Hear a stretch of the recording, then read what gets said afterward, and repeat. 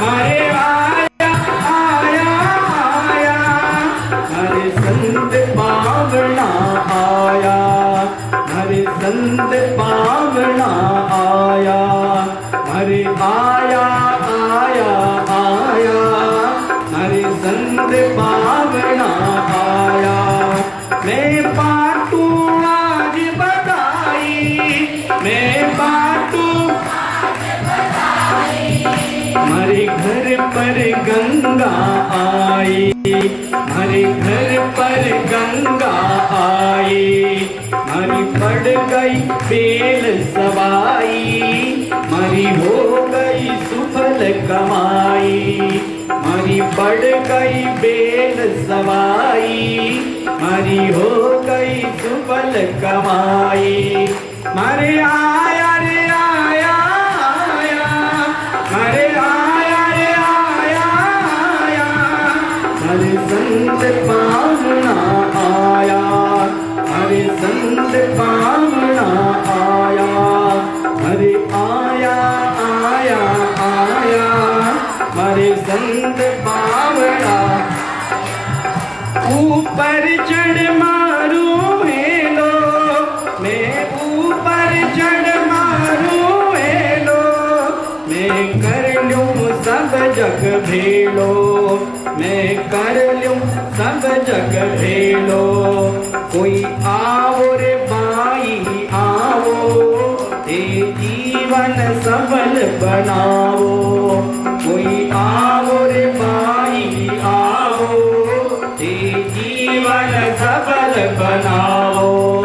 हरे आया आया आया हरे संत पावना आया, हरे आया आया आया हरे संत पावना आया, हरे आया रे आया आया, हरे आया रे आया आया हरे संत पावना आया, हरे संत पावना आया, हरे आया आया आया हरे संत पावना आया, हरे आया आया आया हरे संत पावना आया। हमारी रग रग भीतर नाचे, हमारी रग रग भीतर नाचे, मारो आंगन झगमग राचे, मारो आंगन झगमग राचे। मैं इत आऊं उत जाऊं, जारी इस विद टहल बजाऊं, मैं इत आऊं उत जाऊं, जारी इस विद टहल बजाऊं। मारे आया आया आया, मारे आया आया आया हरे संत पावना आया, हरे संत पावना आया, हरे आया आया आया हरे संत पावना आया, हरे आया आया आया हरे संत पावना आया।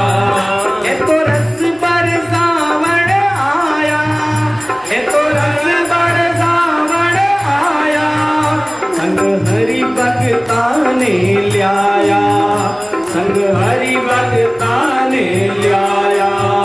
हरि कंचन कर दी काया, सूता ने आय जगाया, हरि कंचन कर दी काया, सूता ने आय जगाया। हरे आया आया आया हरे संत पावना आया, हरे आया आया आया हरे संत पावना आया। मैं पाटू आज बधाई, मैं पाटू आज बधाई, हरे घर पर गंगा आई, हरे घर पर गंगा आई। हरी पड़ गई बेल सवाई, हरी हो गई सुफल कमाई। हरी बढ़ गई बेल सवाई, हरी हो गई सुफल कमाई। हरे आया आया आया हरे संत पाहुना आया, हरे आया आया आया हरे संत पाहुना आया। हरे आया आया आया हरे आया आया आया हरे संत पाहुना आया, हरे संत पाहुना आया। हरे आया आया आया हरे संत पाहुना आया, हरे आया आया आया हरे संत पाहुना आया, हरे संत पाहुना आया, हरे संत पाहुना आया। तुम्हारे आया आया आया हरे संत पावना। मैं बाटूं आज बधाई, मैं बाटूं हमारे घर पर गंगा आई, हमारे घर पर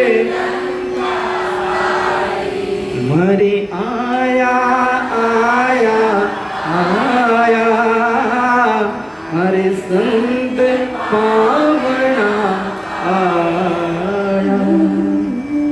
आज पूरी द्वारिका के अंदर आनंद ही आनंद छाया हुआ है।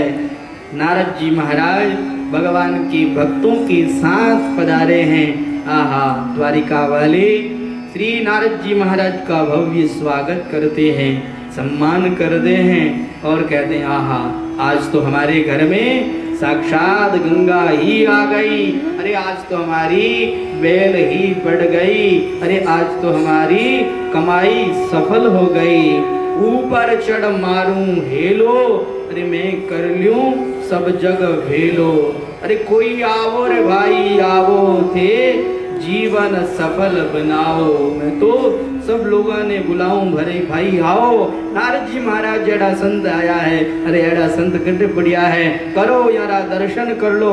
अरे ऐसे संतों का दर्शन करके दो, हमारी रग रग नाचने लगी है। अरे हमारा आंगन जगमग नाचने लगा है।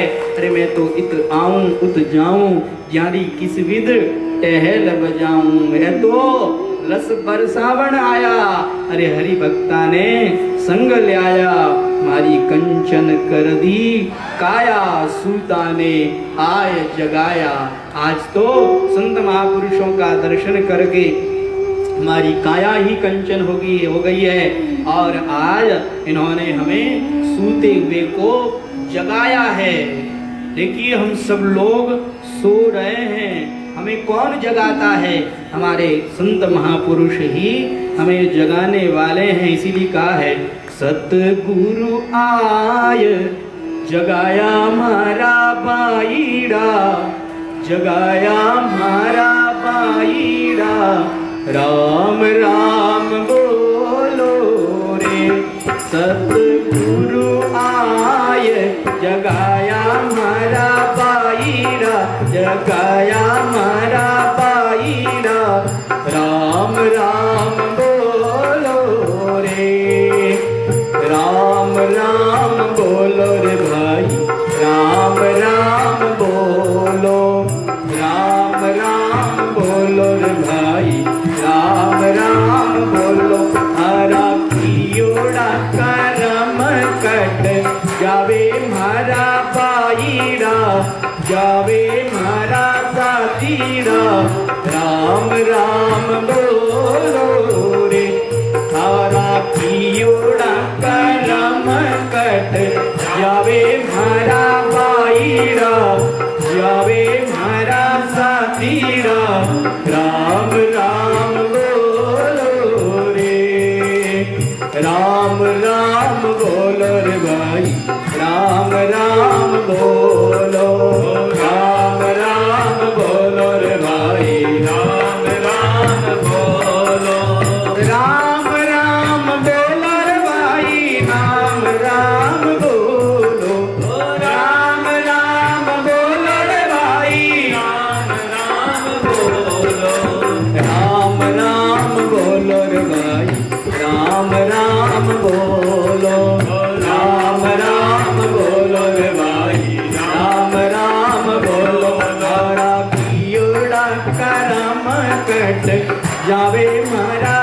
बाईड़ा जावे मारा साथीड़ा राम राम बोलो रे राम राम बोलो रे सतसंग सुनने आयो मारो हंसलो सतसंग सुनने आयो मारो हंसलो सतसंग सुनने आयो मारो हंसलो सतसंग सुनने आयो मारो हंसलो काम क्रोध माया में फंस गयो काम क्रोध माया में फंस गयो सतगुरु आय जगाया मारा बाईड़ा जगाया मारा बाईड़ा राम राम बोलो रे सतगुरु आय जगाया मारा बाईड़ा जगाया मारा राम राम बोलो रे राम राम बोलो रे भाई राम राम बोलो राम राम बोलो रे भाई राम राम बोलो राम राम बोलो रे भाई राम राम बोलो राम राम बोलो रे भाई राम राम बोलो राम राम बोलो रे भाई राम राम बोलो राम राम बोलो रे भाई राम राम बोलो राम राम बोलो रे भाई राम राम बोलो राम राम बोलो रे भाई राम राम बोलो योड़ा करम कट जावे मारा बाईड़ा जावे मारा साथीड़ा राम राम बोलो रे राम राम बोलो रे लख चौरासी उग तत आयो लख चौरासी उग तत आयो लख चौरासी उग तत आयो लख चौरासी उग तत आयो दुर्लभ मानुष जीवन पायो दुर्लभ मानुष जीवन पायो वो तो पार पार नहीं मिलसी मारा बाईड़ा मिलसी मारा साथीड़ा राम राम बोलो रे वो तो पार पार नहीं मिलसी मारा बाईड़ा मिलसी मारा साथीड़ा राम राम बोलो रे वो तो पार पार नहीं मिलसी मारा बाईड़ा मिलसी मारा साथीड़ा राम राम बोलो रे राम राम बोलो रे भाई राम राम बोलो राम राम बोलो रे भाई राम राम बोलो राम राम बोलो रे भाई राम राम बोलो राम राम बोलो रे भाई राम राम बोलो राम राम बोलो रे भाई राम राम बोलो राम राम बोलो रे भाई राम राम बोलो योड़ा करम कट जावे मारा बाईड़ा जावे मारा दादीड़ा राम राम बोलो रे योड़ा करम कट जावे मारा बाईड़ा जावे मारा दादीड़ा राम राम बोलो रे राम राम बोलो रे राम राम बोलो रे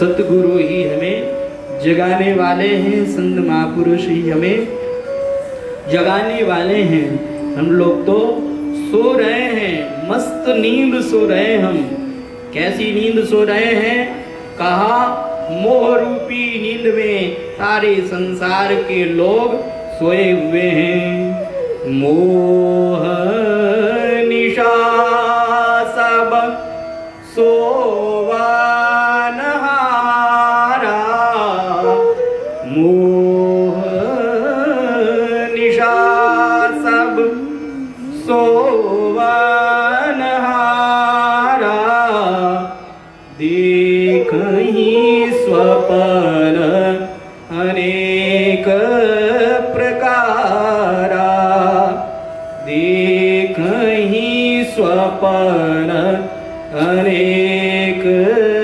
प्रकारा।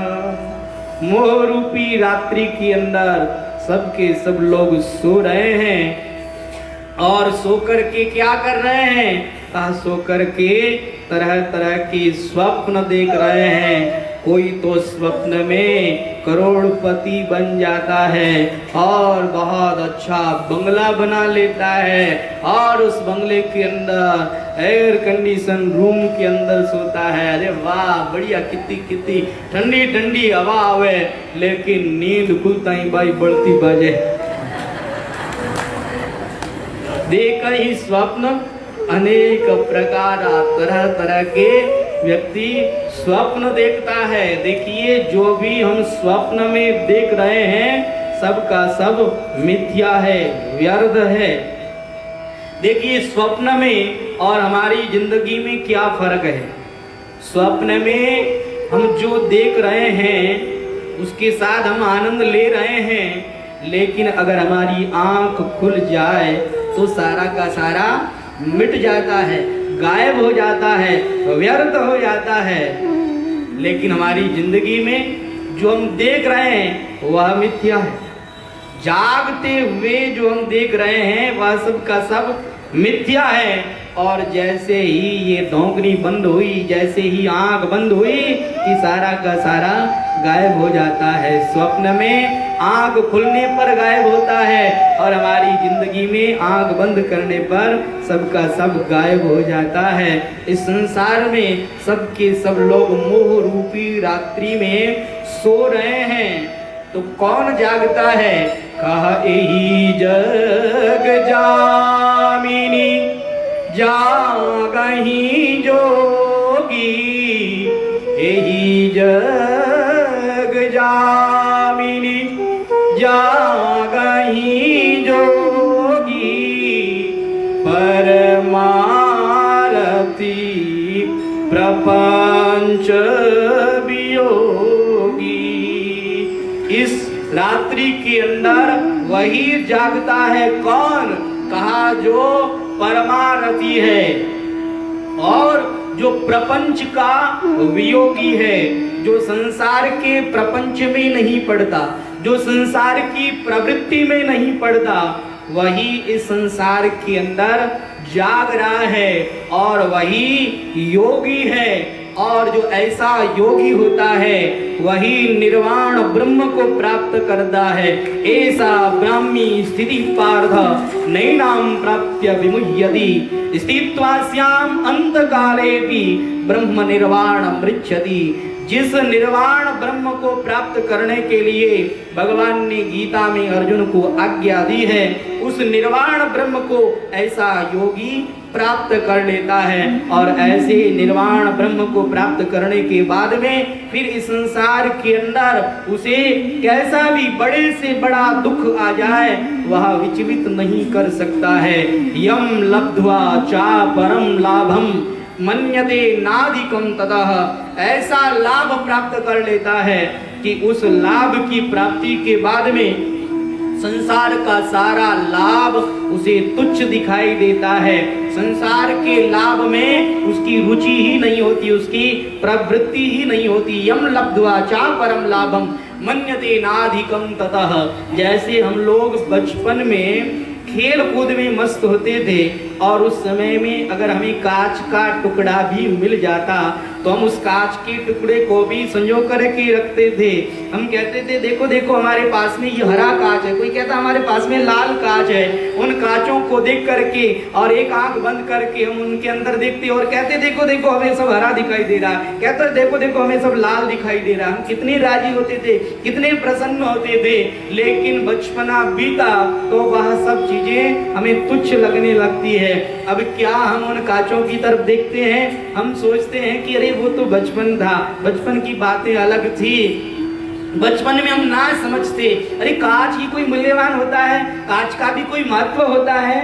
हमारी दृष्टि में फिर कांच का कोई महत्व नहीं रह जाता और हम फिर इन पैसों को गिनने में लग जाते हैं। पैसे में इतने मस्त हो जाते हैं कि पैसे कमाने के लिए हम कुछ भी करने को तैयार हो जाते हैं, चाहे अन्याय भी करना पड़े, चाहे अधर्म भी करना पड़े तो अधर्म भी करते हैं, अन्याय भी करते हैं। और इस तरह से हम पैसे में इतनी आसक्त हो जाते हैं कि बस पैसा ही हमारे लिए सब कुछ हो जाता है। जैसे कि कई पैसों में आसक्त व्यक्ति कहते हैं टका धर्म, टका कर्म, टका एव परमम तप। अरे भैया, ये पैसा कमाना यही हमारा धर्म है, यही हमारा कर्म है और यही हमारा परम तप है। जिसके पास में टका नहीं है भैया, वो तो रोता रहता है। यस्य पार्श्वे टका नास्ति हा टके टक टकायते, रोता रहता है, हा टके हा टके हा टके करता रहता है। अब टका तो मिलता नहीं है लेकिन हार्ट अटैक जरूर आ जाता है। तो इस संसार के अंदर हम फिर पैसों में आसक्त हो जाते हैं। लेकिन जो योगी होता है, जो भगवान का भक्त होता है, जिसका भगवान से प्रेम हो गया है, वह व्यक्ति इन पैसों को भी महत्व नहीं देता। आपने रंका बंका की बात सुनी थी, उनके लिए भगवान ने सोने की मोहरें डाल दी, लेकिन वो सोने की मोहरों पर भी मिट्टी डालने लगे। किस लिए? कि कहीं मेरी पत्नी का सोने की मोहरें देख करके इनमें मोह जागृत न हो जाए, इसलिए वो मिट्टी डालने लगे। लेकिन उनकी पत्नी आकर के कहती है, पतिदेव क्या कर रहे हैं, ये मिट्टी के ऊपर मिट्टी क्यों डाल रहे हैं? रंका ने कहा, वाह क्या सुंदर भाव है तुम्हारा। अरे मेरी दृष्टि में तो ये सोना है, ये मिट्टी है, लेकिन तुम्हारी दृष्टि में सोना और मिट्टी दोनों बराबर है। वास्तव में जो भगवान के असली भक्त होते हैं वो सोना और मिट्टी दोनों में कोई फर्क नहीं देखते हैं, दोनों को बराबर ही देखते हैं। क्योंकि सोना भी पृथ्वी का ही अंश है, मिट्टी भी पृथ्वी का ही अंश है, पृथ्वी तत्व के अलावा उनमें और कुछ नहीं है। इसलिए जो भगवान के भक्त होते हैं वो पैसे में भी आसक्ति नहीं रखते हैं। तो जो योगी होता है वह इस संसार के अंदर कहीं आसक्त नहीं होता और योगी हमेशा जागता रहता है। लेकिन ये संसारी मोह रूपी रात्रि में सोया हुआ है। हमारे संत महापुरुष इस सोए हुए जीव को जगाने के लिए आते हैं और बार बार कहते हैं, अरे भैया जागो जागो जागो। लेकिन हम जागते ही नहीं, हम कहते हैं नहीं नहीं महाराज नींद बहुत बढ़िया आ रही है, सोने दो महाराज, स्वप्न बहुत बढ़िया देख रही है महाराज, माने स्वप्न देखने दो। अरे ये स्वप्न सत्य नहीं, ये स्वप्न मिथ्या है, जागो, इस स्वप्न से बाहर निकलो। अरे इस स्वप्न से बाहर की भी एक दुनिया है, उस बाहर वाली दुनिया में अगर चले गए तो फिर इस संसार की दुनिया को भूल जाओगे। इसलिए उस दुनिया में चलो। संत महापुरुष हमें उस दुनिया में ले जाना चाहते हैं, लेकिन हम कहते हैं नहीं नहीं महाराज, हमारे तो घरों काम करना बाकी है महाराज, हमारे गाय दूनी है, हमारे भैंस दूनी है, हमारे ए काम है, हमारे वे काम है, बस हम तो काम में ही लग जाते हैं। एक बार की बात है कि श्री तुकाराम जी महाराज जिस समय में भगवत धाम को जा रहे थे तो तुकाराम जी महाराज ने अपनी पत्नी से कहा, देखो भगवान विमान लेकर के आए हैं, तुमको भी चलना है क्या? तो वो कहती है नहीं नहीं तुम जाओ, मैंने तो भैंस दूनी है। तो ये संसार वाले अगर भगवान भी आ जाए तो भगवान के लिए भी ऐसा कह देते हैं। एक व्यक्ति था, सेठ जी थे, लेकिन वो सेठ जी केवल पैसों में ही आसक्त रहते थे। हमारे श्री नारद जी महाराज ने उनसे कहा भगवान से कि भगवान देखो तो सही, ये सेठ जी पैसा तो बहुत कमाते हैं, पैसे में तो आसक्त रहते हैं, लेकिन देखो तो सही ये सेठ जी कितना दान धर्म करते हैं, देखो कितना पुण्य कर्म करते हैं। भगवान ने कहा देखो दान धर्म केवल अपने पैसों से नहीं करते हैं, ये दान धर्म करते हैं तो लोगों से ले लेकर के और दान धर्म करते हैं, तो लोगों से लेकर के अगर दान धर्म कर दिया तो इसमें कौन सी बड़ी बात हो गई। कहा महाराज फिर भी दान तो करते हैं ना, दान का फल तो पुण्य ही होता है, उसका फल तो शुभ कर्म ही होता है। महाराज आप चलिए और चल करके इन सेठ जी को दर्शन दीजिए। भगवान ने कहा देखो इन्हें दर्शन की आवश्यकता नहीं है। कहा नहीं महाराज आपको दर्शन देने के लिए तो चलना ही पड़ेगा। आपको लोग कृपालु कहते हैं, आपको लोग करुणापरायण कहते हैं, महाराज आपको तो करुणा करनी ही पड़ेगी। भगवान ने कहा देखो इसे मेरी करुणा की भी जरूरत नहीं है, इसे मेरी कृपा की भी जरूरत नहीं है। कहा महाराज ऐसे कैसे हो सकता है, आप चलो मेरे साथ। नारद जी महाराज भगवान को जबरदस्ती लेकर के आ गए। भगवान ने कहा देख मैं पहले कहता हूँ इसे मेरी जरूरत नहीं है, मैं अगर चला भी जाऊंगा तब भी ये मुझे तवज्जो नहीं देने वाला है। कहा नारद जी महाराज कहते नहीं भगवान ऐसा नहीं हो सकता। नारद जी महाराज भगवान को लेकर के आए और हमारे भगवान ने एक भिक्षुक ब्राह्मण का रूप बनाया और आकर के आवाज लगाई। मुनीम जी ने जाकर के सेठ जी को कहा सेठ जी कोई आए हैं मांग रहे हैं। कहा अरे भैया मांग रहे हैं तो कुछ दे दो। कहा नहीं नहीं सेठ जी वो आपसे मिलना चाहते हैं। कहा नहीं मुझे नहीं मिलना है, मुझे किसी की जरूरत नहीं है, इसे दे दो और यहाँ से रवाना कर दो। भगवान ने कहा नारद जी से कहा ना इसे मेरी जरूरत नहीं है। कहा महाराज आपने रूप भी बनाया तो कैसा रूप बनाया, एक ब्राह्मण का रूप बनाया, मांगने वाले का रूप बनाया। नहीं नहीं ऐसे नहीं, आपको कोई दूसरा रूप बनाना चाहिए। भगवान ने कहा चलो ठीक है कोई एक त्यागी महात्मा का रूप बना लेते हैं। नारद जी को शिष्य बनाया, त्यागी महात्मा बन करके अब उसके द्वार पर जाकर के बैठ गए और वहां पर धुना रमा दिया और जाकर के लोगों ने कहा महाराज बहुत अच्छे त्यागी महात्मा आए आपके द्वार पर बैठे हैं, चलो चल करके आपको दर्शन करना चाहिए। तो वो सेठ जी कहते हैं कि अरे कोई त्यागी महात्मा होते तो सेठ के दरवाजे पे आके क्यों बैठते, सेठ के दरवाजे पे आके बैठे, कोई ढोंगी होगा कोई पाखंडी होगा, चलो उन्हें रवाना कर दो, कुछ चाहिए तो उन्हें दे दो। भगवान ने कहा देखा नारद जी मैंने त्यागी का रूप बनाया फिर भी मेरे पास ये नहीं आ रहा। कहा नहीं नहीं महाराज हो सकता है उनके साथ किसी महात्मा ने गड़बड़ कर दी हो। और हुआ यही था, सेठ जी के साथ एक महात्मा ने गड़बड़ कर दी थी। एक कोई पाखंडी था जो चिलम पीता और चिलम पीकर के जैसे ही चिलम का वह अंदर का माल बाहर निकालता तो उसके अंदर एक सोने की मोहर निकलती।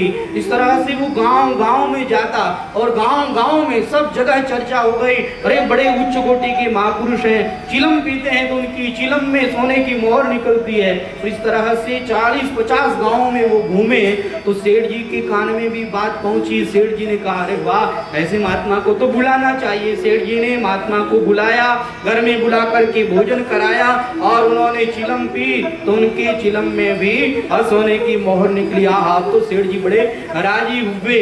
अब सेठ जी और वो महात्मा दोनों अकेले ही बैठे थे। महात्मा ने कहा सेठ जी एक बात बताएं आपको, किसी को न कहो तो एक बात बताएं। कहा नहीं महाराज किसी को नहीं कहूँगा। देखो किसी को न कहना, कहा नहीं कहूँगा। कहा देखो मेरे पास में एक ऐसा मंत्र है कि जो भी आपके पास में धन है उस धन को मैं दुगुना कर देता हूँ। कहा महाराज ऐसी बात है, तब तो मेरे पास में 500 मोहरें पड़ी हुई है, आप उनको दुगुना कर दो। कहा ऐसे दुगुना नहीं होगा, आपको अपने बगीचे में जाना होगा, वहां पर एक गड्ढा खोदना होगा और उस गड्ढे में अपनी चार गड्ढे खोद करके और 4 जगह वो सोने की मोहरें डालनी होगी और उन मोहरों के ऊपर मिट्टी डाल करके फिर उसके ऊपर हम लोग हवन करेंगे, यज्ञ करेंगे। 10 दिन तक इस तरह से अंदर रखोगे तो 10 दिन के बाद में आपकी वहाँ वस्तु 10 गुनी अधिक हो जाएगी। हाँ तो सेठ जी को लोभ आ गया। सेठ जी ने रात्रि में ही ये काम करवा दिया और सोने की मोहरें गाड़ दी, उसके ऊपर यज्ञ करा दिया, हवन करा दिया। अब वो महात्मा तो कहते हैं कि देखो सेठ जी ध्यान रखना, मैं 10वें दिन वापस आऊंगा और आपकी ये सोने की मोहरें निकालूंगा तो 10 गुना अधिक हो जाएगी। अब वो महात्मा तो वहाँ से निकल गए लेकिन उन्होंने अपने 4 शिष्यों को वहाँ पर छोड़ दिया था। वो शिष्य कैसे थे, भिखमंगे थे, बिल्कुल बड़े पुराने वस्त्र पहने हुए। सेठ जी ने सोचा कोई भिखमंगे हैं यहाँ पर घूम रहे हैं, घूमने दो। लेकिन रात्रि में उन लोगों ने 4 गड्ढे खोदे और उसमें से धन को लिया और पार हो गए। अब तो सेठ जी आए, आकर के देखा तो धन गायब। अब सेठ जी माथो पकड़न रोवे, अरे अब क्या किया जाए। दिखने में तो बड़ा त्यागी लगता था, लेकिन हमको ठग कर के चला गया। तो ऐसे ठग विद्या एक साधु वेशधारी व्यक्ति ने उनके साथ कर ली थी, इसलिए उन्हें बड़ा दुख था। इसलिए वो किसी महात्मा पर विश्वास ही नहीं करते थे। देखिए सावधान रहना चाहिए। इस दुनिया के अंदर हमें कोई भी अधर्म अन्याय करने से पहले सोचना चाहिए कि ये जो हम अधर्म कर रहे हैं, ये अन्याय कर रहे हैं, इसके द्वारा मेरा नुकसान तो होगा ही, लेकिन अन्य लोगों का भी नुकसान हो जाएगा। जैसे उस साधु वेशधारी व्यक्ति ने वह अन्याय किया, अधर्म किया, तो उसका फल क्या हुआ? उसका फल यह हुआ कि लोगों ने दूसरे साधुओं पर विश्वास करना ही छोड़ दिया। एक बार की बात है कि एक लंगड़ा व्यक्ति एक साधु से लंगड़ा बन करके और उनका अश्व चुरा करके ले गया और कहा, महाराज आप चिंता न करें, मैं कोई लंगड़ा नहीं हूं, मैं तो लंगड़ा बना था ताकि आप मुझे अश्व पर चढ़ाएं और मैं आपका अश्व लेके भाग जाऊं। उस संत ने कहा, चलो कोई बात नहीं, तुमने अश्व लिया, कोई बात नहीं, मुझे जरूरत नहीं, लेकिन भैया ये बात तुम और किसी को मत कहना। कहा, क्यों नहीं, क्यों ना कहूं? कहा, देखो भैया, और किसी को कहोगे तो आगे से लोग लंगड़े व्यक्ति पर विश्वास करना ही छोड़ देंगे। इसलिए अन्याय करने से पहले, अधर्म करने से पहले उस व्यक्ति को सोच लेना चाहिए कि मेरा तो नुकसान होगा ही, लेकिन ऐसा अन्याय, ऐसा अधर्म करके मैं कितने लोगों का नुकसान कर रहा हूं, कितने लोगों का इसके द्वारा नुकसान हो रहा है, इस बात पर भी विचार कर लेना चाहिए। तो मैं ये कह रहा था, उसने भगवान को भी तवज्जो नहीं दी। तो नारद जी महाराज ने कहा, आप भगवान बन जाइए। कहा, ठीक है, मैं भगवान बन जाता हूं। अब जाकर के भीतर सूचना दी कि तुम्हें दर्शन देने के लिए भगवान आए हैं। तो वह सेठ कहता है कि देखो भगवान आए हैं तो उनसे कह दो कि मुझे आपकी आवश्यकता नहीं है, आप जाओ अपने वैकुंठ धाम में जाओ। नारद जी महाराज ने कहा, देखो ये देखो, ये कैसा अभागा है। मैं तो भगवान का दर्शन कराने के लिए भगवान को जिद्द पूर्वक लेकर के आया, और ये व्यक्ति ऐसा है कि ये भगवान की कृपा को प्राप्त ही नहीं करना चाहता। हमारे भगवान की सब पर समान रूप से कृपा बरस रही है। ऐसा कोई व्यक्ति नहीं है जिस पर भगवान की कृपा न बरसती हो, लेकिन कोई अगर अपने ऊपर ढक्कन ही लगा ले, जैसे हमने पहले बताया था कि वर्षाद में अगर आप घड़ों को बाहर रखो, सारे घड़े भर जाएंगे, लेकिन जिस घड़े के ऊपर ढक्कन लगा हो वो घड़ा कैसे भरेगा। ऐसे ही भगवान की कृपा तो सब पर समान रूप से बरस रही है, लेकिन उस कृपा को प्राप्त करने के लिए आपके भीतर पात्रता चाहिए। अगर आपके भीतर पात्रता है तो भगवान की पूरी की कृपा को आप प्राप्त कर लेंगे, पूरी की पूरी कृपा आपको प्राप्त हो जाएगी। और अगर आपके भीतर पात्रता नहीं है तो भगवान की कृपा को आप प्राप्त नहीं कर सकते। भगवान की कृपा प्राप्त करने के लिए आपके अंदर पात्रता चाहिए। इस संसार के अंदर हमारे संत महापुरुष हमें इसीलिए जगाने के लिए आते हैं कि भैया जागो जागो जागो। अरे 84 लाख योनियों के अंदर तुम सो रहे थे, अब तो यह जीवन तुम्हें जागने के लिए मिला है, अब तुम्हें जागने की आवश्यकता है, अब तुम जागो।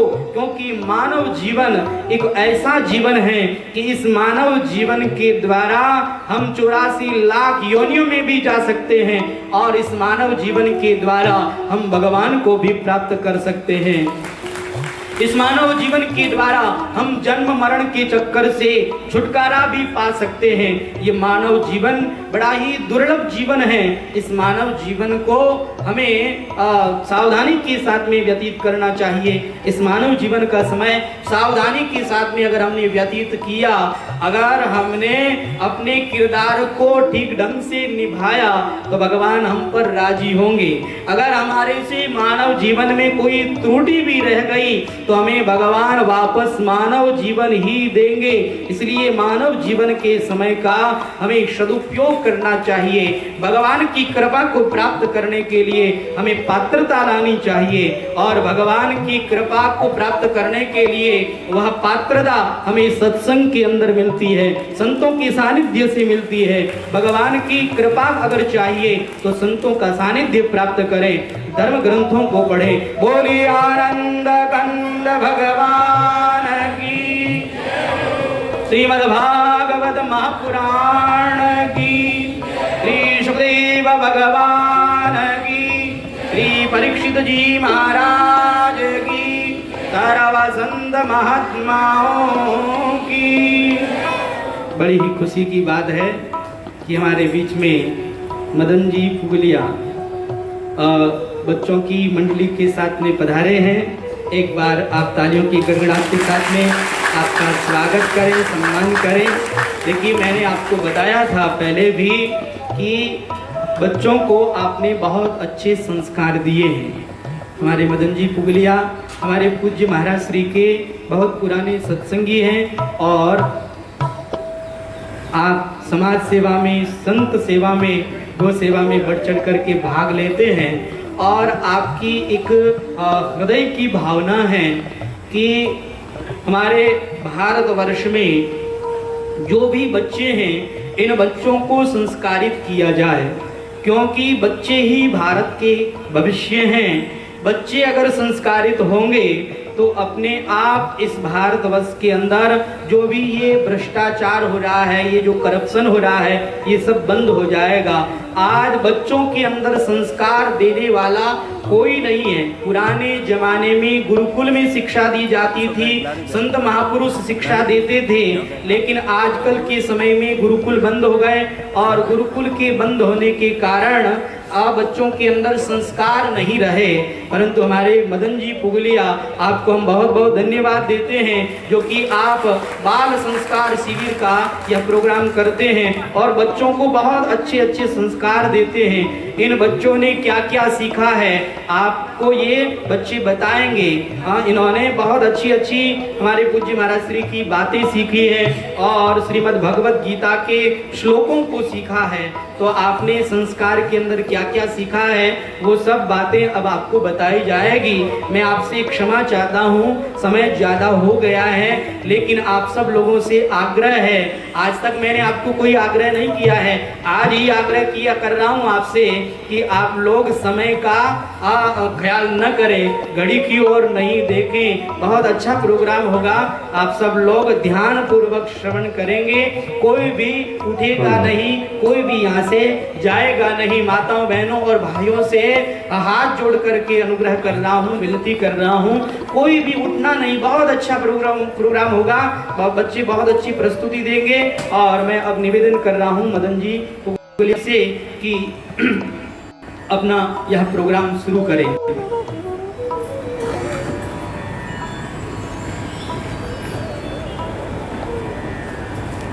नारायण नारायण। पहले तो आप सबसे क्षमा करते हैं, आने में थोड़ी लेट हुई, रास्ते में समय लग गया, आप लोग क्षमा करेंगे। और माता बहनों से प्रार्थना है कि थोड़ा समय और देंगे। 2 अक्टूबर है, छुट्टी है, बैंकों की भी छुट्टी, व्यवसाय की भी छुट्टी, तो थोड़ा समय और बैठें। भगवान नारायण देव के श्री चरणों में प्रणाम। प्रातः स्मरणीय गीता प्रेस के संस्थापक व संरक्षक पूज्य सेठ जी श्री जयदयाल जी गोयनका के श्री चरणों में प्रणाम। गीता प्रेस के आदि संपादक भाई जी श्री हनुमान प्रसाद जी पोदार के श्री चरणों में प्रणाम। वीतराग संत व इस शताब्दी के युग पुरुष कहते हैं कि महापुरुष कहते हैं, पूज्य स्वामी श्री राम सुखदास जी महाराज के श्री चरणों में प्रणाम। मंच पर उपस्थित श्री विष्णु जी महाराज के श्री चरणों में प्रणाम, श्री गोपाल दास जी महाराज के श्री चरणों में प्रणाम और यहाँ पे पंडाल में उपस्थित सभी सत्संगी भाई बहनों, बच्चों को यथा योग्य वंदन। इस शताब्दी के युग पुरुष, भगवत भक्त एवं निष्काम कर्म के आचार्य श्रद्धेय श्री सेठ जी जय जी गोविंद का, जिनका उपनाम सेठ जी भी था। इनका प्रादुर्भाव इस नष्ट होती हुई भारतीय संस्कृति को बचाने के लिए हुआ था। उन्होंने हाथ होती हुई इस सनातन संस्कृति को रोकने का भरसक प्रयत्न किया, जिनका जन्म लगभग आज से 132 वर्ष पूर्व चूरू में हुआ। इनके अंतर्गत इन्होंने गीता प्रेस की स्थापना करी। सत्संग के लिए श्री गंगा जी के तट पर गीता भवन का स्थापना किया। बच्चों को सुसंस्कृत करने के लिए ऋषिकुल ब्रह्मचारी आश्रम चूरू में बनाया। गोविंद भवन कार्यालय कलकत्ता में बनाया। इसके अलावा उन्होंने बहुत से भगवती योजनाएं चलाई, जिससे जो ये हिंदू धर्म का पतन हो रहा था वो रुक सके। इनके धराधाम से जब ये धाम पधार गए तो उसके बाद भाई जी श्री हनुमान प्रसाद जी पोदार ने इस कार्य को संभाला। सन 1971 में पूज्य भाई जी भी धराधाम से धाम पधार गए। उसके बाद पूज्य श्री स्वामी जी महाराज ने, जिनका नाम अपन सब जानते ही हैं, बहुतों ने दर्शन भी किए हैं, आप तो उनके सानिध्य में बचपन से रहे हैं।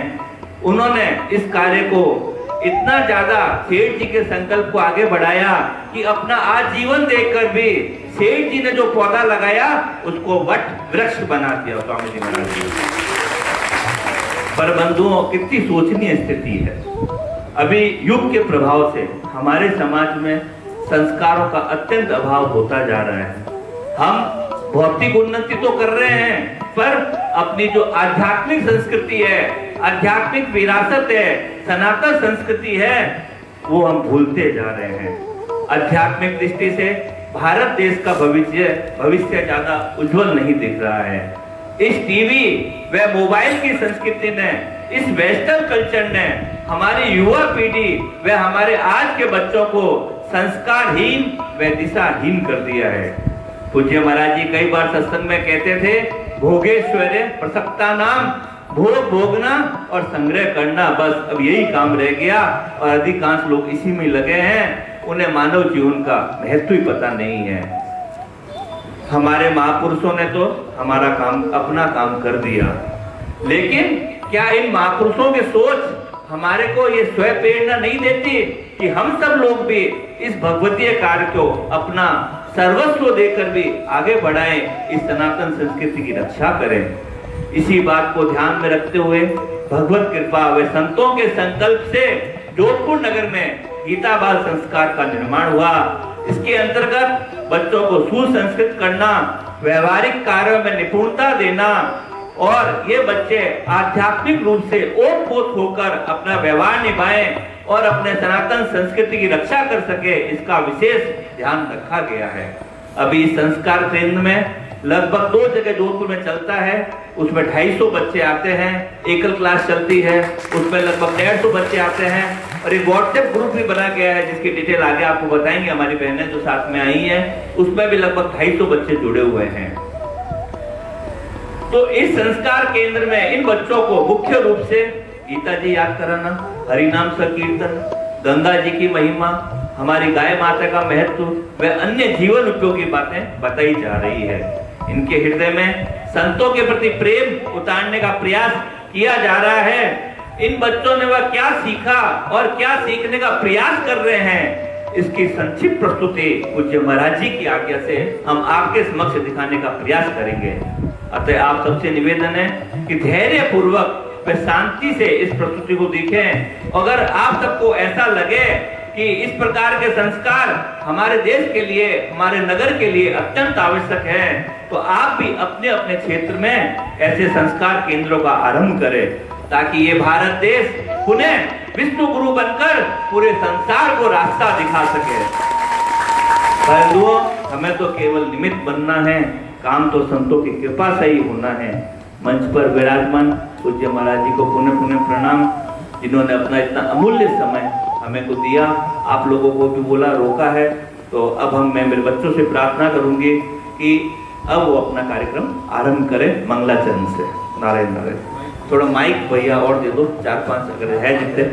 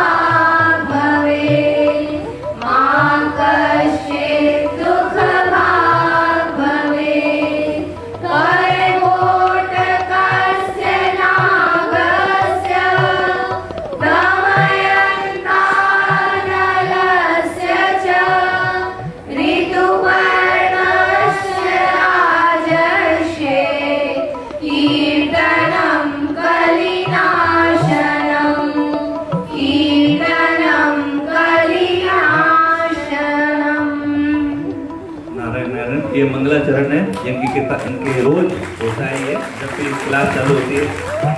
एक बात और कहनी थी कि पूज्य स्वामी जी महाराज जब विराजमान थे तो अपने सत्संग से पूर्व वो 5 श्लोक का पाठ कराते थे। वो 5 श्लोक कौन से हैं और उनका क्या महत्व है, इस विषय में हम अभी बच्चों से सुनते हैं। ये सुनहरी सुनाएगी कि 5 श्लोक का क्या महत्व है, फिर हम सब मिलकर 5 श्लोक का सामूहिक पाठ करेंगे। जय श्री कृष्णा। एक बार एक साधक महाराज जी के पास गए और बोले, महाराज जी, अगर हमें मनुष्य जीवन मिला है तो हमें कम से कम कितना काम कर लेना चाहिए। महाराज जी ने उन साधक को उत्तर दिया, अगर मनुष्य जीवन मिला है तो कम से कम वापस से मनुष्य जीवन मिल जाए, इतना तो काम कर ही लेना चाहिए। उन साधक ने फिर महाराज जी से पूछा, महाराज जी, हमें वापस से मनुष्य जीवन कैसे मिल सकता है? महाराज जी ने उत्तर दिया, अगर गीता जी का रोज पाठ हो तो उस इंसान की दुर्गति नहीं होती और उसे वापस से मनुष्य जीवन मिल जाता है। महाराज जी ने यह बात तो उन साधक को कह दी, पर लेकिन संतों का मन पिघल गया। उन्होंने गीता जी के 700 श्लोकों में से चौथे अध्याय के श्लोक संख्या 6 से 10 छाटे। इन श्लोकों का प्रभाव इतना बड़ा कि अब लाखों करोड़ों लोगों को यह 5 श्लोक याद हो गए हैं और कई लोगों ने तो इन्हें अपने नित्य कर्म में भी जोड़ लिया है। अतः हम गीता बाल संस्कार शिविर के बच्चे आपसे विनती करते हैं कि आप रोजाना 5 श्लोक का पाठ करें व अपने परिवार के सभी सदस्यों को 5 श्लोक का पाठ कराएं। नारायण नारायण।